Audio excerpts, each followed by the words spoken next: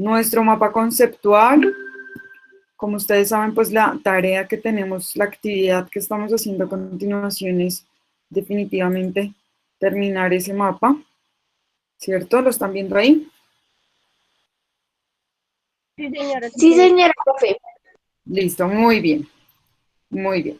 Entonces, bueno, nosotros estamos acá, ya entramos a ver como algunas de esas características, yo voy a situarme un poco más acá, pero bueno, imagínense que según o dependiendo, digamos, cada uno de estos sistemas, ¿cierto? A continuación vamos a ver tres sistemas, el sistema español, el sistema portugués y el sistema inglés.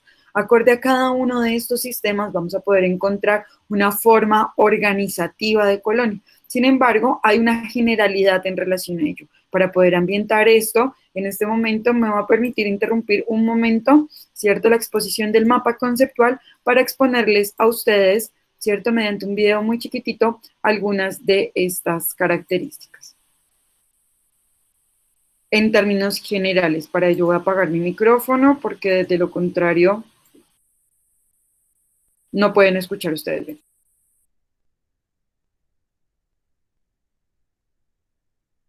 Ah, de visita al nuevo mundo. ¿Sandalias? Listo. ¿Una toalla para la playa? Listo. ¿Malla? Listo. Ya estoy listo para mis vacaciones en el nuevo mundo.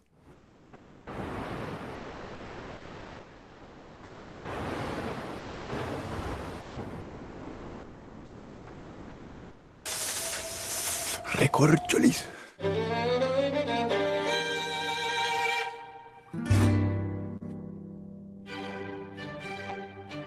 Luego de la conquista del continente americano, la corona española tuvo que organizar este enorme territorio.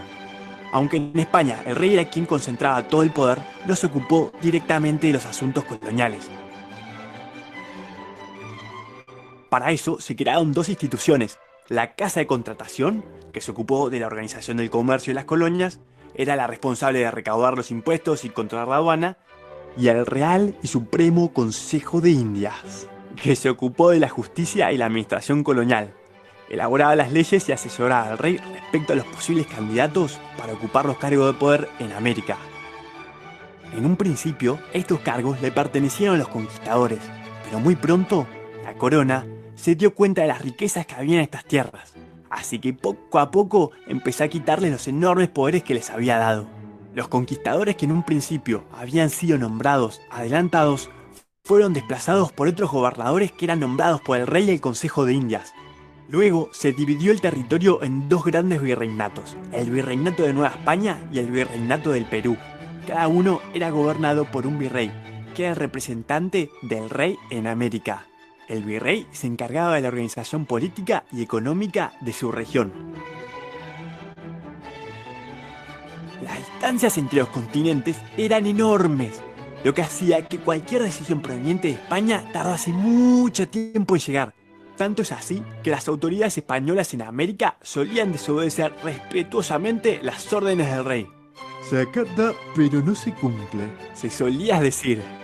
Para asegurarse que se estuvieran haciendo las cosas bien en las colonias, la corona implementó distintos mecanismos. Por un lado, cuando un funcionario dejaba su cargo, se enfrentaba a un juicio que buscaba determinar cómo había desempeñado su rol. Por otro lado, implementaron la visita. En este caso, un supervisor inspeccionaba al funcionario mientras seguía en su cargo. Los visitadores elaboraban un informe secreto detallando la situación en las colonias. Para consolidar su poder en las colonias, la corona española necesitaba poblar el territorio del nuevo continente. Para eso, mandaron a poblar no solo las zonas de mayores riquezas, sino también otros lugares menos prósperos, pero importantes para asegurarse una buena comunicación en todo el imperio. Cada vez que los españoles fundaban una nueva ciudad, debían trazar un plano siguiendo instrucciones muy precisas, donde debía estar el cabildo, las chacras y las casas. A veces las ciudades eran destruidas por los nativos y otras veces debían trasladarlas. La ciudad de Barco, por ejemplo, fue fundada 3 veces en distintos lugares. Uno de los mayores intereses de los españoles era extraer las riquezas del continente americano. Para hacerlo, establecieron un sistema monopólico. ¿Qué quiere decir monopolio? Que todo comercio, salida y entrada de productos de las colonias era pura y exclusivamente hacia y desde España. Esto le daba muchas ventajas a los españoles. Por un lado, les permitía un buen control sobre la recaudación de impuestos de los metales preciosos. Y por el otro, tenía el control del precio de los productos que eran enviados a las colonias. Esto generaba un malestar en los residentes americanos, ya que debían pagar un sobreprecio por algunos productos.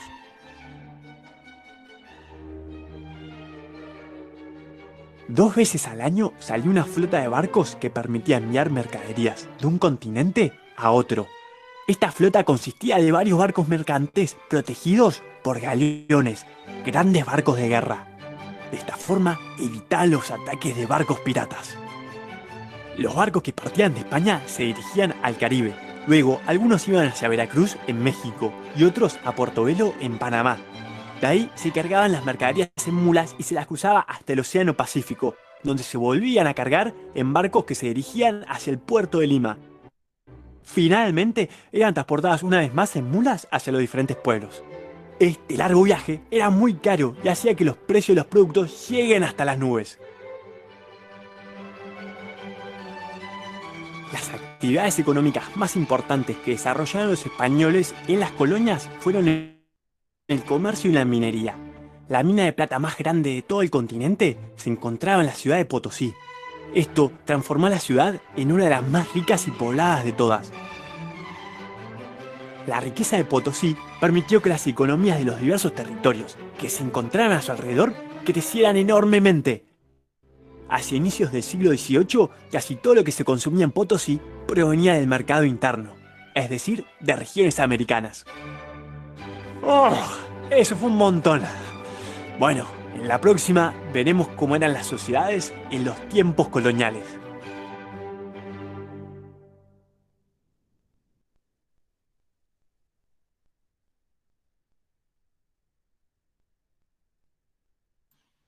Listo, súper. De alguna manera, gráficamente, podemos ver cómo era esa relación y ese sistema colonial que tenían por parte de los conquistadores. Por ahora solamente estamos viendo esa parte, ¿no? La parte del colonizador. ¿Cómo era que se organizaban entonces ellos? Y entonces, a propósito de esto, ay, yo les estaba compartiendo a ustedes el mapa. Vengan, nuevamente les comparto el mapa.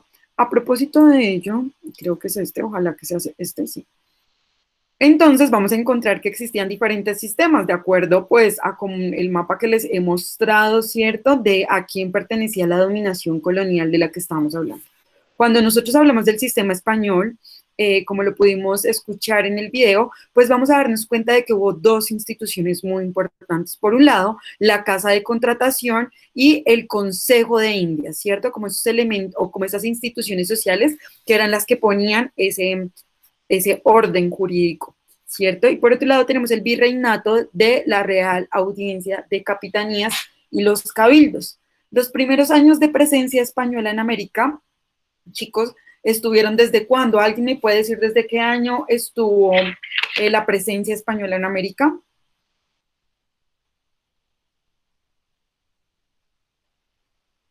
Pues no sería desde que llegó Cristóbal Colón.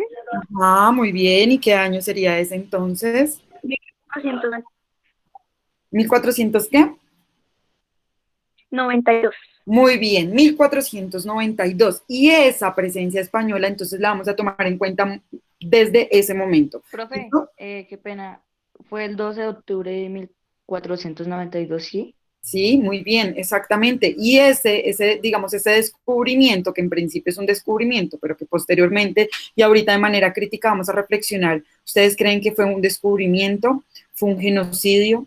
¿Fue una invasión? ¿Fue un saqueo? ¿De qué palabra o qué adjetivo podemos nosotros usar para caracterizar este momento histórico? Por ahora vamos a centrarnos entonces de que este sistema colonial español va a tener presencia como sistema, ¿cierto? De 1492 a 1540.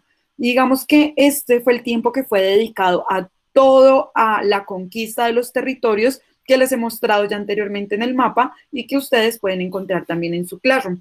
Por eso ese primer periodo va a tener algunas características. La primera de ellas, ¿cierto? Es que va a ser de saqueo. El saqueo, digamos como, bueno, ¿ustedes saben qué significa saqueo? ¿Alguno de ustedes tiene alguna idea de cuando nosotros hablamos de saqueo? Robo. Listo, muy bien. Exactamente. Cuando nosotros hablamos de saqueo, la palabra o el sinónimo inmediatamente que se nos viene es robo, ¿cierto? Entonces, este robo no solamente va a ser de una forma tranquila, como cuando a ti te hacen cosquillitas y te roban la billetera o el teléfono celular en Transmilenio, sino que este saqueo se caracteriza por ser un robo con alta violencia, ¿listo? Especialmente utilizan soldados de otro sitio para que dominen militarmente otro lugar y puedan realizar este saqueo. Entonces, este sistema colonial español va a caracterizarse por ese saqueo, o sea, ese robo violento con uso de militares, especialmente ¿de qué? De metales preciosos. ¿Cómo qué? Como lo vimos ahí en el video en Potosí, del oro y la plata. Pues existía un gran afán por obtener esas riquezas inmediatamente. Ese continente europeo veía en el oro y en la plata, digamos que toda ese poderío, ¿cierto? Y las instituciones sociales y todo aquel que obtuviera entre más oro, entre más plata yo tuviera, entonces iba a tener mayor poderío. Estas instituciones de la monarquía se van a caracterizar por querer obtener estas riquezas inmediatas.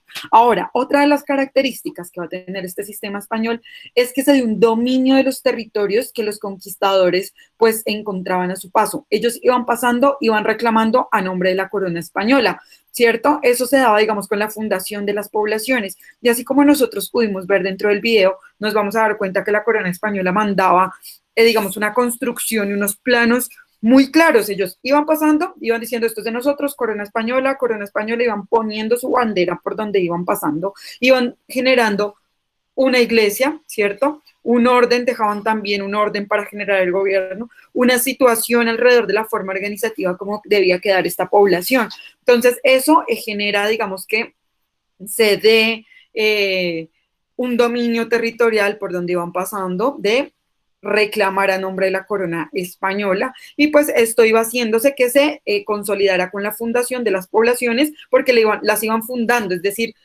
daban su comienzo, le instalaban un nombre, Santa Fe de Bogotá, listo, ese es el nombre, y automáticamente pues quedaba fundado por la corona española, sin importar lo que existiera antes, es decir, a ellos no les interesaba si antes se llamaba Bacatá o tuviese una ubicación diferente, no, nada de esto tenía relevancia para ellos. Ahora, otra de las características de este sistema colonial español es que genera un sometimiento violento de los pueblos o de las culturas que, pues, obviamente la supremacía militar, ¿cierto? El tema de tener la pólvora como esa opción de poder disparar a distancia, ¿cierto?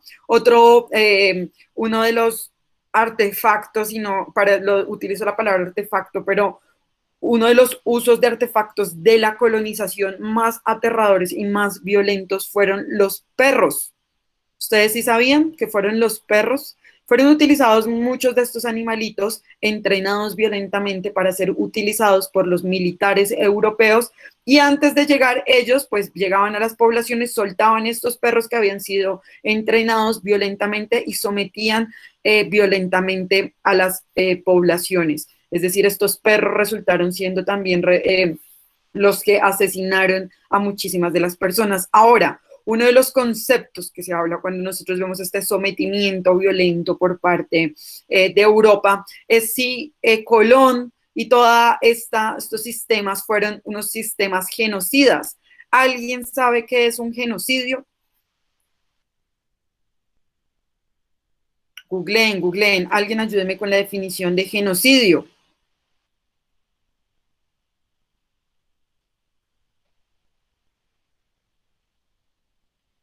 ¿No? Ayuda. Genocidio. No, profe, ni idea. Ni idea. Señora profe. La aniquilación. Aniquilación, Eric, ¿encontraste? Genocidio. Ayuda. Yo sé que es genocidio, pero necesito que me ayude alguien. Dime, Giselle. ¿Qué es qué, profe? Genocidio. Repíteme, Giselle. Profe, dice que es aniquilación o exterminio sistemático y deliberado de un grupo social por motivos racionales, políticos o religiosos. Raciales, por motivos raciales, políticos o religiosos. Listo. Imagínense que la época de la violencia en Colombia, que pareciera que fuera un periodo de larga duración que no acaba, que no resulta terminar, hizo que en Colombia se aplicara este concepto de genocidio también. ¿Alguna vez ustedes escucharon el genocidio de la Unión Patriótica, por ejemplo? No, profesora. No. Pero el Bueno, genocidio es como resulta matar a un que grupo de Yo sí, personas. profe. listo, muy bien. El genocidio es como matar a un grupo de personas y así como Eric nos ha ayudado a definir, el genocidio es el exterminio, es acabar con un grupo de la población. Es como yo decir, voy a tener, y esto es un muy mal ejemplo, pero voy a utilizar mi muy mal ejemplo para decir para que ustedes me puedan entender. Un genocidio dirigido, por ejemplo, a todos los estudiantes del grado octavo, ¿cierto? Y se va a decir que matan y exterminan a todos los estudiantes del grado octavo solo por el hecho de pertenecer al grado octavo, ¿sí? ¿Como Solo, en solo Estados por el hecho de Unidos? ser del grado octavo los vamos a acabar, vamos a exterminarlos. Como el genocidio judío, ¿ustedes han escuchado el genocidio judío? En la Segunda Guerra Mundial, cuando Hitler, ¿cierto? Bajo la postura del fascismo, del nazismo, y el otro año ustedes van a ver este tema, decide acabar con todo el que sea judío, con todo el que sea negro, con todas las personas que sean gitanas, ¿cierto? Por solo el hecho de que sean de esas características. Entonces el genocidio va a ser esa acción sistemática. ¿Por qué sistemático? Porque se crean ejércitos para poder acabar con el otro. Y precisamente ese sometimiento violento de los pueblos o culturas que se tuvieron en la época de la colonia con todos estos mecanismos aterradores de conquista que los vamos a ver más adelante. Por un lado hemos visto esa parte de la colonia, cómo son esas instituciones, cómo operaban ellos, pero también cuál fue esa implicación que tuvo hacia las personas. Entonces, genocidio es un concepto que algunos historiadores han querido utilizar para hablar de ese sometimiento violento al que fueron sometidos, ¿cierto?, los pueblos o las culturas debido a esa supremacía militar. Ahora, en Colombia, cuando se habla del genocidio de la Unión Patriótica, ¿cierto?, que fue un partido político que, digamos, tuvo una diferencia en la manera como veían o concebían la política en Colombia. Ustedes saben que en este país todas aquellas personas que piensen diferente o demás, pues pueden correr el riesgo de ser asesinados. El concepto genocidio fue empezado a aplicar para personas que por cuestiones políticas fueran asesinadas solo porque en Colombia empezó a pasar eso. Es decir, por Colombia a nivel internacional se empezó a aplicar el concepto de genocidio por cuestiones políticas, porque anteriormente se era por cuestiones raciales, ¿cierto? Vamos a ver, por ejemplo, no sé, el apartheid en África, ¿cierto? Que por cuestiones raciales, o el tema de los judíos, el genocidio de los judíos por parte de Hitler y todo el tema nazi, ¿cierto? Que también acabó con millones de personas. Entonces, esto, digamos, es un concepto que pueden entrar a trabajar algunos historiadores.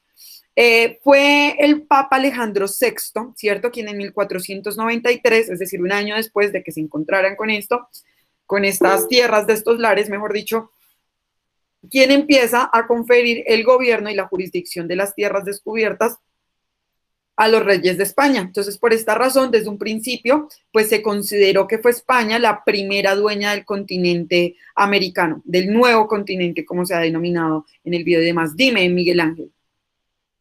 Profe, Hitler, ¿qué quería llegar a hacer con el genocidio?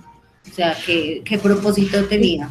Yo creo que era que quería matar a los judíos por la religión, creo, y que buscaba gente perfecta. Dentro de las ciencias sociales encontramos una categoría que se llama el poder. Y resulta que hay muchos locos en la historia que han tenido que tener el poder de todo. Entonces, la intención de Hitler era bajo la idea de una ideología como el fascismo, el nazismo, ¿cierto? Una actitud exacerbada de querer mi país. Entonces, Alemania es lo mejor, los alemanes somos lo mejor, y todas las cosas malas que le han pasado a los alemanes, y esto es netamente ideológico, ¿no? Es cultural, y empezó a dominar a la gente con unos discursos impresionantes, a los jóvenes, a los niños, y empezó a meterle el chip a todo el mundo de que definitivamente los judíos eran los culpables de las desgracias alemanas, y que los alemanes, y haciendo uso del darwinismo social, dijo, los alemanes somos la raza superior, somos los mejores, los arios, ¿cierto? Los que fueran totalmente blancos, altos, monos, ojiazules, eran la raza superior. Al lado de un judío, cierto, que ya le habían hablado de la tierra prometida y todo este cuento, morenito, chiquito, bajito, entonces decían, no, ellos son inferiores, sobre todo porque los judíos han tenido muchísimo poder económico y adquisitivo en el mundo, me atrevería a decir que han movido el mundo durante una gran parte de la historia. Entonces, los alemanes un poco molestos con esta situación, pues les cala esta idea de Hitler de llegar a dominar y pues se inventan algunos artefactos. ¿Por qué es sistemático el genocidio? Porque, por ejemplo, Hitler creó un dispositivo, un aparato, como las cámaras de gas, donde metían a las personas que les decían que se iban a duchar y mientras las personas ingresaban ahí, desnudas, despojadas de todo tipo de dignidad y más adelante de su humanidad, pues resultaban asesinadas sistemáticamente. Crearon un artefacto para poder matar varias personas al tiempo. No se aleja eso de la realidad colombiana cuando Carlos Castaño, los paramilitares en Colombia quisieron replicar también esas cámaras de gas en la parte del sur colombiano donde se encontraron vestigios en la selva de cámaras de gases que habían sido creadas para asesinar también sistemáticamente a las personas de diferentes poblaciones del país. Entonces, por eso el genocidio se caracteriza por eso. Cuando yo les digo a ustedes que los españoles utilizaron a los perros como unas máquinas para poder asesinar, es cierto. Cuando yo les diga a ustedes, digamos, que utilizaron, como no eran humanos, los utilizaron muchas veces, les rociaron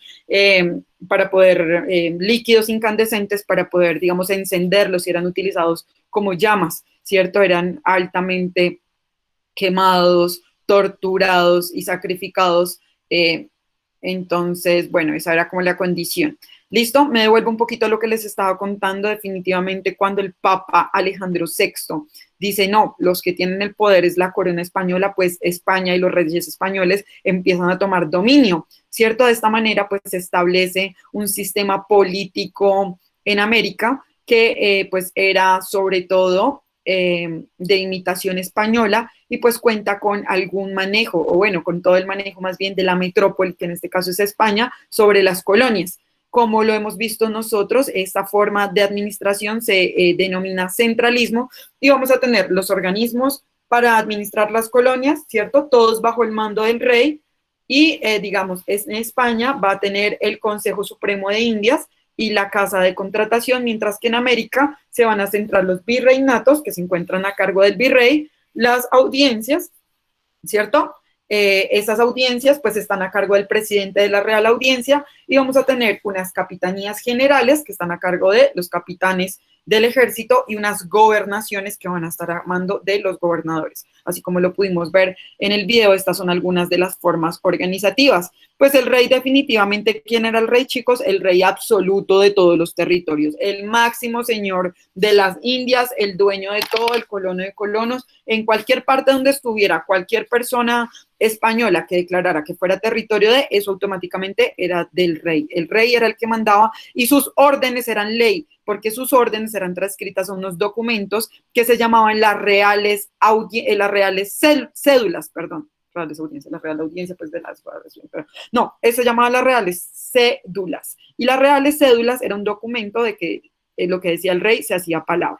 Listo, ese Consejo Supremo de Indias, pues va a ser ese máximo órgano de gobierno que van a tener las colonias con esas atribuciones ejecutivas, es decir, de aplicar el poder, pero también legislativas, de poder crear las leyes judiciales, es decir, de impartir justicia y obviamente militares. ¿Listo? Eso en términos, digamos, generales, chicos, vamos a poder encontrar que hay otras autoridades españolas en América, como es el caso de los cabildos, la gobernación, esa Real Audiencia y esos virreinatos que son en últimas los que logran establecer.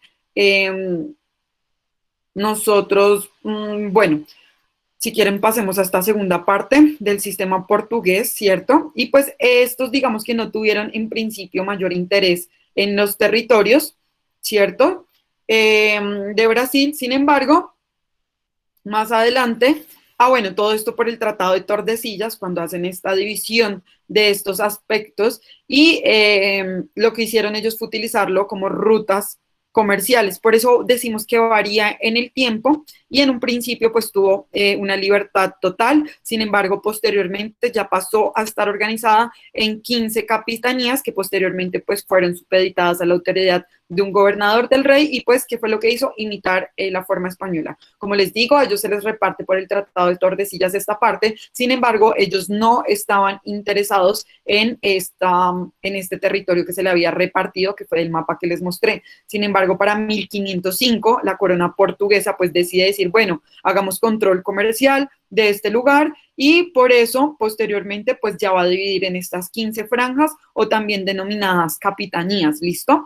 Que fueron repartidas u otorgadas sobre todo a nobles portugueses que tenían pues esta repartición de estas 15 capitanías o estas 15 capitales, para que ustedes me entiendan más o menos, en estas 15 grandes ciudades, pues a lo que sería la idea de hoy, pues se las entregaron a estos nobles portugueses, y ellos iban a ser dueños de esto de forma vitalicia, es decir, de por vida, pero adicionalmente eran dueños de esto de manera hereditaria, es decir, le podían suceder a sus hijos, ¿cierto? ¿Cuál era la idea de ellos? Pues que obtuvieran en mayor cantidad de rendimiento económico a la menor cantidad de costos para la metrópoli. Listo, durante los primeros 19 años que se dieron la administración de estas capitanías, pues estuvo a cargo de los nobles, pero luego ya llega acá en 1549, el rey nombró un gobernador general, que fue el representante del rey en Brasil, para poder administrar todo lo que tenía que ver con lo que mandara el rey en la metrópoli. Digamos que a su vez las provincias fueron divididas en localidades, ya luego empezaron a hacer la división municipal de la misma forma como lo hicieron los españoles. Ahora, en cuanto al sistema inglés, digamos que fue un siglo después de que se inició la colonización española en América, que se presenta una importante migración de ingleses hacia la costa oriental de Norteamérica, como les había mostrado yo en el mapa, ¿cierto? Lo cual permitió que se diera como ese proceso de ocupación de este territorio, porque de Inglaterra fue diferente a la española, como les digo, pues al ingresar tiempo después, casi un siglo después de todo, de esta repartición que ya se había dado. Entonces, estas migraciones era como de gente buscando territorio, nuevas formas de vida, y sobre todo vamos a encontrar que quienes colonizan Estados Unidos son personas que también tienen cierto interés intelectual, y la modernidad, la forma y el siglo de las luces ya ha pasado. Entonces, racionalmente buscan también construir una nueva tierra. Por eso es que Estados Unidos va a ser la cuna de la democracia, ¿cierto? De esas nuevas oportunidades, y estas migraciones definitivamente respondieron a ello. Digamos que estas son algunas de las características que explican por qué se presentó la migración a Estados Unidos, por ejemplo, de familias completas, y no solamente de conquistadores y de hombres solos que venían simplemente a conseguir oro o a violar o a tener tierras y buscarse una buena fortuna, sino que eran familias completas que en general eran practicantes del protestantismo y consideraban que había que trabajar fuertemente. Entonces Estados Unidos fue conquistado y posteriormente poblado por esas familias que se encontraban más bien interesadas en trabajar, más no en aprovecharse de la mano de obra indígena, ni tampoco se querían mezclar con ellos, sino que pues era una sociedad bastante trabajadora, pero también altamente discriminatoria, y no buscaba tener ningún tipo de contacto con los indígenas. Entonces, en este caso, la estrategia que fue empleada por la corona inglesa, pues fue establecer sobre todo un control de las tierras bajo compañías de colonización, por ejemplo. Entonces, hacían exploración, iban ubicando, digamos, fronteras, y a partir de la organización religiosa, permitieron también que se diera eso. En el caso de Estados Unidos, ustedes conocen el tema de las 13 colonias, quizás. Bueno, las 13 colonias estadounidenses pues fueron divididas especialmente en 3 grandes zonas, la del norte, centro y sur, y pues en la que se encontraba al norte estaba sobre todo nutrida de campesinos que se iban de la persecución religiosa que tenían los protestantes, que se encontraban ubicados en el centro, y en el sur, pues que eran sobre todo estos aristócratas europeos que se hicieron a grandes haciendas. El sistema colonial inglés, chicos, en últimas, pues tenía una amplia autonomía del gobierno interno, y pues por eso es que más adelante podemos decir que cabe resaltar esto, que es cuando ellas o estas colonias logran, estas 13 colonias llegan a tener su libertad y a legislar para ellas mismas. ¿Listo? También vamos a tener, digamos, la estructura de las colonias francesas, sin embargo no las tenemos dentro de nuestro mapa, y digamos que estas principalmente respondieron a lo que hoy, o bueno, a lo que se llamaba Nueva Francia, que va ubicado, digamos, en el Mississippi y pues Canadá, Acadia, Bahía Hudson y Luisiana, que eran como los territorios que tenían estas poblaciones. Chicos, a continuación entonces voy a proceder a hacer nuestro llamado a lista. Una vez ustedes respondan el llamado a lista, me gustaría que por favor ya estuvieran haciendo la entrega del mapa conceptual. Entonces, una vez hacemos el llamado a lista, nos quedamos ya haciendo nuestro trabajo autónomo, perdón, nuestro trabajo autónomo, determinar la actividad que estamos realizando del mapa conceptual. ¿Listo? Las personas que no han terminado la actividad anterior, por favor, también para que aprovechen el tiempo y todos y todas estemos en esta misma parte. ¿Listo? Respondemos al llamado a lista y podemos irnos retirando.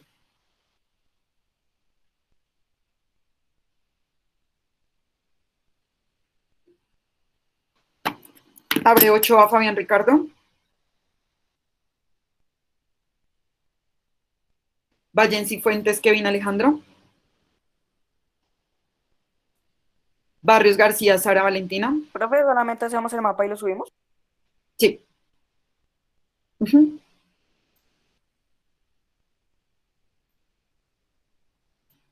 Me faltan muchos estudiantes. Barrios García, Sara Valentina. Profe, por el chat. Listo. Johan Leonardo Bermúdez Velázquez. Presente. Ok. Cristian David Cardona Ramírez. Ok.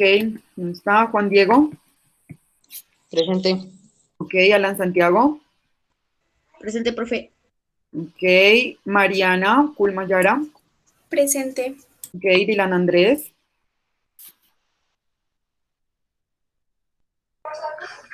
Profe, por el chat.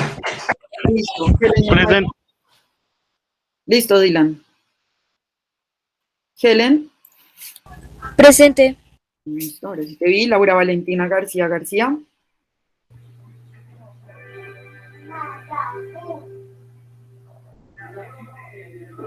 Joan Ricardo. Presente, profe. Listo, Giselle Juliana. Presente. Ok, Ángelo Alejandro. Alejandro León.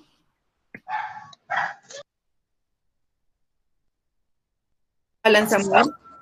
Presente. Es que no me estaba prendiendo el micrófono. Listo, Sara Alejandra. Listo. Listo, Alan, ya te vi. Juan Sebastián. Presente. Ok. Juan Sebastián, ya te vi. Nicole Tatiana. Presente. Ok, Santiago Osorio Cifuentes. Presente. Ok, Juan Esteban Osorio. Juan Esteban Padilla. Eric Santiago Pinilla. Presente. Ok, Sofía Alejandra. Presente. Nelson Jair. Presente, profe. Manuela Quintero Galvis. Ok, Melanie Ramírez Pérez. Presente. Paola Ginette Rodríguez Borja. Presente. Listo. Luis Sebastián Ruiz Nemujón. Nicole Mariana. Presente. Ok. Dylan Andrés Saavedra Bautista. Presente. Carol Andrei. Samuel Sánchez Valencia. Presente.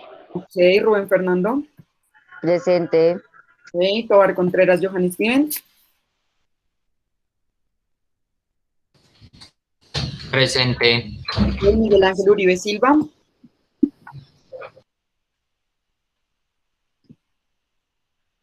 Y Alison Alexandra.